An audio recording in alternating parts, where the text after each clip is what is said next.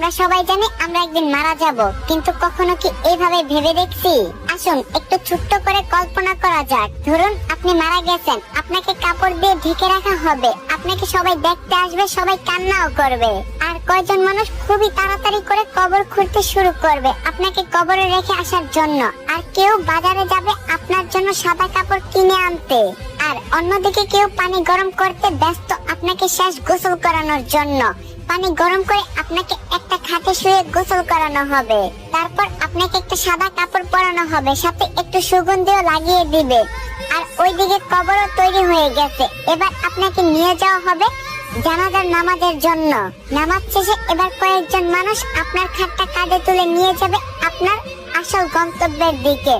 কবরে নিয়ে গিয়ে দুইজন মানুষ আপনার কবরে নেমে আপনাকে খুবই আস্তে করে কবরে শুয়ে দিবে। সাদা কাফনে মোড়ানো আপনার লাশের বাঁধন খুলে দিবে আর আপনার মুখটা বের করে দিবে। তারপর তারা উঠে আসবে আপনাকে একা রেখে। তারপর আপনার কবরের উপর বাঁশ বিছানো হবে ঢেকে দেওয়ার জন্য।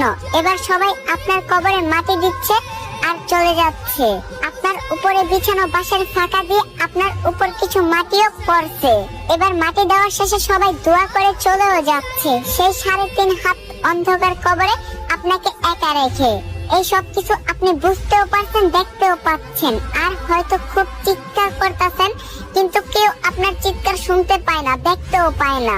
এবার শুরু হবে আপনার দীর্ঘস্থায়ী কবরের জীবন। কিছুদিন পর ধীরে ধীরেই সবাই আপনাকে ভুলে যাবে, আপনজন, বাড়ির লোক সবাই সুন্দর আনন্দে জীবন কাটাবে। সবকিছু ঠিক আগের মতোই চলবে, সব থাকবে, শুধু থাকবেন না আপনি। এখন একটু চোখ বন্ধ করে ভাবুন, যদি আজকে আপনি মারা যান তাহলে আল্লাহর কাছে কালকে কি জবাব দিবেন আপনি? চেষ্টা করবেন 5 ওয়াক্ত নামাজ পড়ার। আর বহুদিন পর ইসলামিক কন্টেন্ট নিয়ে ব্যাক করলাম। ভিডিওটা কেমন লাগছে অবশ্যই কমেন্টে জানাবেন, আর রিকোয়েস্ট রইল 3টা করে কপলিং করে দিবেন। তো দেখা হবে নেক্সট ভিডিওতে। আল্লাহ হাফেজ।